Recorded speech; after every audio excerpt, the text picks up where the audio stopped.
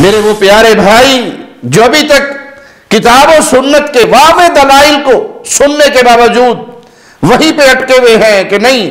نبی پر موت نہیں آتی، آقا علیہ السلام پر موت نہیں آئی، زندہ ہے واللہ آپ زندہ ہیں، آپ کی دیکھنے والوں کی آنکھوں میں مسئلہ ہے۔ اور صحابہ نے ثقیفہ بنی ساعدہ میں ابو بکر صدیق کے ہاتھ پر بیعت کر کے رسول اللہ صلی اللہ علیہ وسلم کا یہ فرمان سچا ثابت کر دکھایا۔ مدینے میں خلافت کے بارے میں انتشار شروع ہو گیا، انصار صحابہ نے ثقیفہ بنی ساعدہ میں اکٹھے ہو کر خلافت کے بارے میں اپنا نقطہ نظر پیش کیا، مہاجرین کو خبر ہوئی تو وہ بھی پہنچے، اور معاملہ اس حد تک پہنچ گیا کہ اگر ابو بکر صدیق اور عمر فاروق رضی اللہ عنہما آپ کو وقت پہ اطلاع نہ ہوتی تو مہاجرین و انصار جو رسول اللہ صلی اللہ علیہ وسلم کی زندگیوں میں سگے بھائیوں سے بڑھ کر محبت سے رہتے تھے، وہ باہم دستگرباں ہو جاتے۔ خود سیدنا علی رضی اللہ عنہ نے ابو بکر صدیق کے ہاتھ پر بیعت کی۔ اگر سیدنا علی رسول اللہ صلی اللہ علیہ وسلم کے وصی ہوتے اور آپ صلی اللہ علیہ وسلم اپنی زندگی میں آپ کو یہ مقام دے کر جاتے تو وہ کبھی بھی ابو بکر صدیق کے ہاتھ پہ بیعت نہ کرتے۔ ہر لمحہ قرآن اور سنت کا ترجمان، فضیلت الشیخ توصیف الرحمن۔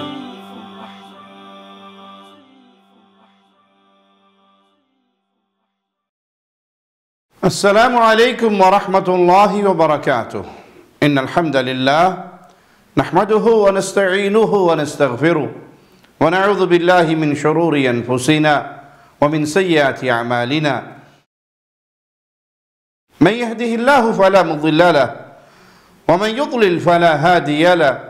أشهد أن لا إله إلا الله وحده لا شريك له وأشهد أن محمدا عبده ورسوله اما بعد۔ ثقیفہ بنو ساعدہ 11ویں ہجری کا وہ پہلا واقعہ ہے جس میں رسول اللہ صلی اللہ علیہ وسلم کی وفات کے بعد خلیفہ بلا فصل نبی کریم صلی اللہ علیہ وسلم کے یار غار سیدنا ابو بکر صدیق رضی اللہ عنہ تمام صحابہ و اہل بیت کے اجماع اتفاق سے امت مسلمہ کے خلیفہ منتخب ہوئے، اور یہ ان کا وہ عظیم احسان کہ انہوں نے امت مسلمہ کو ہنگامی حالات کے باوجود افتراق و انتشار سے محفوظ کیا، اور یوں منافقین کی سازشیں ناکام ہوئی۔ 11 ہجری 12 ربیع الاول سوموار کے دن رسول اللہ صلی اللہ علیہ وسلم نے وفات پائی۔ آپ صلی اللہ علیہ وسلم کی وفات والے دن مصلی رسول پر ابو بکر صدیق رضی اللہ عنہ وارضاہ نماز پڑھاتے تھے،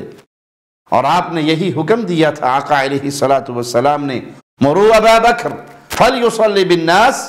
صحیح بخاری میں ہے، پیارے نبی صلی اللہ علیہ وسلم نے فرمایا ابو بکر کو حکم دو وہ لوگوں کو نماز پڑھائے، اور پیارے نبی صلی اللہ علیہ وسلم کا یہ حکم واضح نشانی تھی کہ میرے بعد مسلمانوں کے خلیفہ وہ ابو بکر صدیق رضی اللہ عنہ وارضاہ ہوں گے۔ اسی طرح دیگر احادیث میں بھی سیدنا ابو بکر صدیق کی خلافت کی سری نشانی موجود ہے، جیسے کہ صحیح بخاری میں ہے، ایک عورت رسول اللہ صلی اللہ علیہ وسلم کے پاس آئی تو آپ نے اسے دوبارہ آنے کا کہا، تو وہ عورت کہنے لگی آرائیت ان جئت ولم اجدک کأنہا تقول الموت، یعنی اگر میں آؤں اور آپ صلی اللہ علیہ وسلم کو نہ پاؤں، گویا وہ وفات مراد لے رہی تھی، تو آپ علیہ السلام نے فرمایا ان لم تجدینی فأتی ابا بکر، اگر تو مجھے نہ پائے تو پھر ابو بکر کے پاس آنا۔ صحیح بخاری 3659 نمبر روایت ہے۔ اللہ کے نبی علیہ السلام اس عورت سے کہتے ہیں بعد میں آنا، عورت کہتی ہے اگر میں آؤں اور آپ کو نہ پاؤں، یعنی آپ فوت ہو چکے ہوں، تو جواب میں رسول اللہ صلی اللہ علیہ وسلم نے کیا کہا ان لم تجدینی فأتی ابا بکر، اگر تو مجھے نہ پائے تو تو ابو بکر کے پاس آنا۔ یہاں عقیدہ بھی سمجھا دیا کہ انبیاء پر موت یہ انبیاء کی توہین نہیں ہے، یہ انبیاء کی گستاخی نہیں ہے،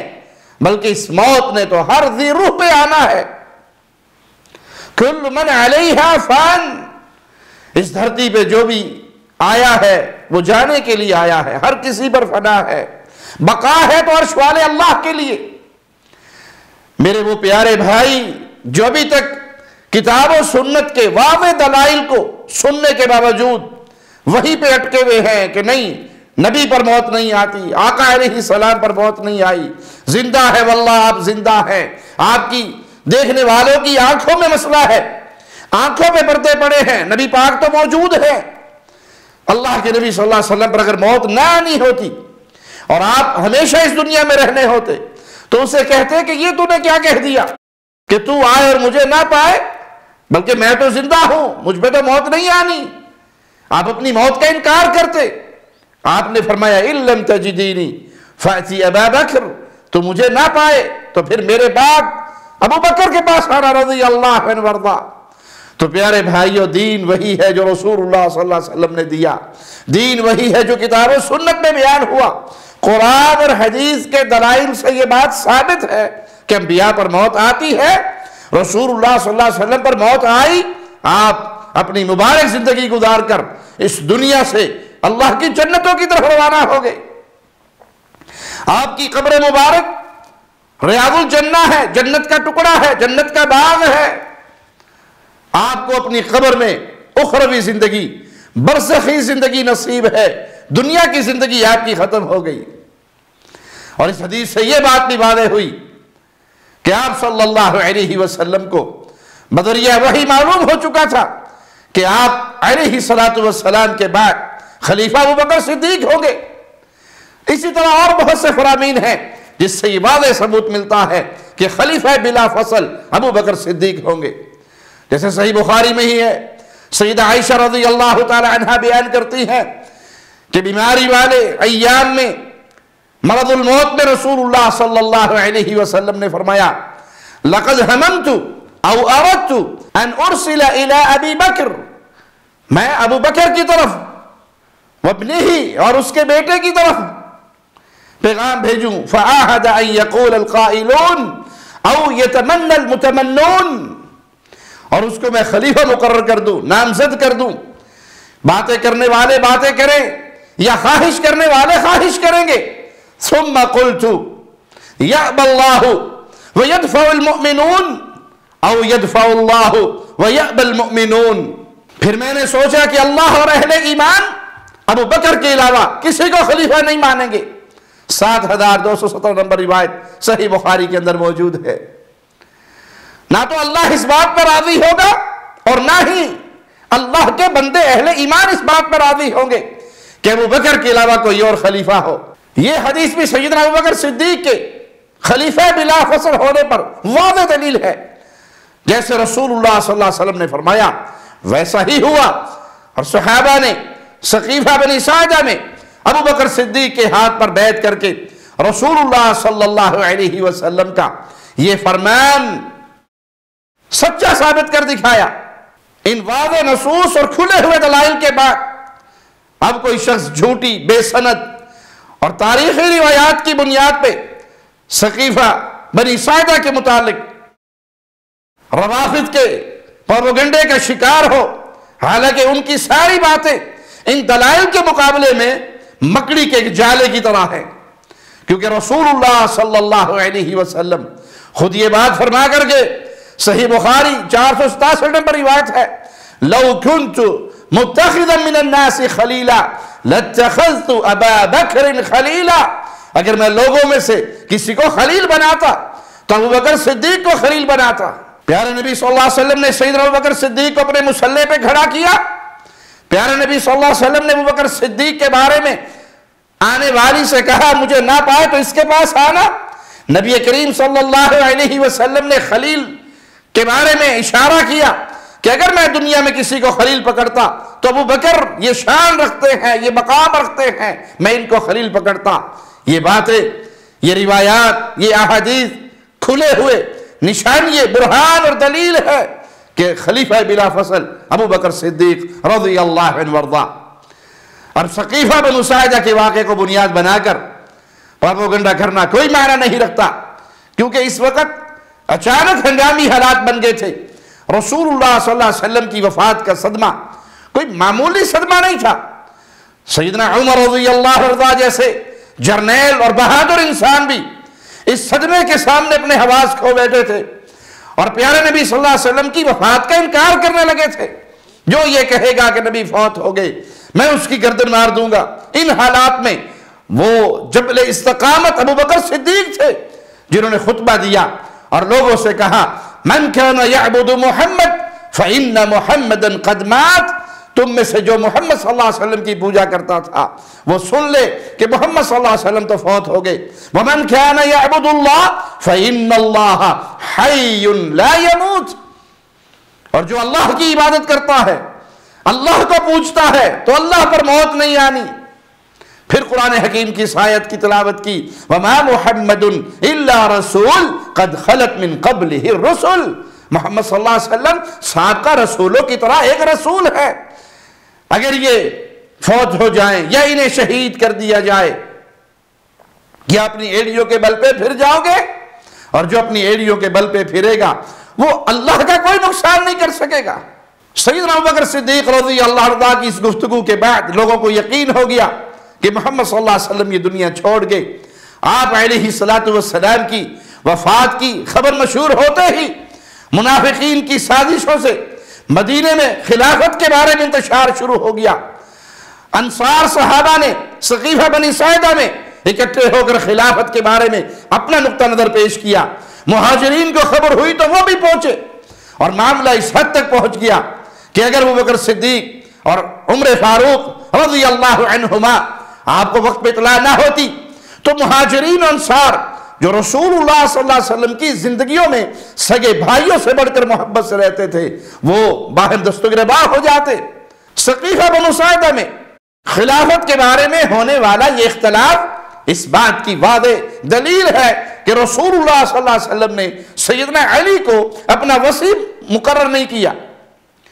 لہذا روافض کا علی ولی اللہ و وصی رسول اللہ کا عقیدہ سر سے ہی باطل ہے، کیونکہ اگر اللہ کے نبی صلی اللہ علیہ وسلم یہ مقرر کر کے جاتے تو صحابہ آپ کے حکم کی خلاف ورزی کبھی نہ کرتے۔ ہاں رسول اللہ صلی اللہ علیہ وسلم نے مختلف اشاروں اور کنایوں سے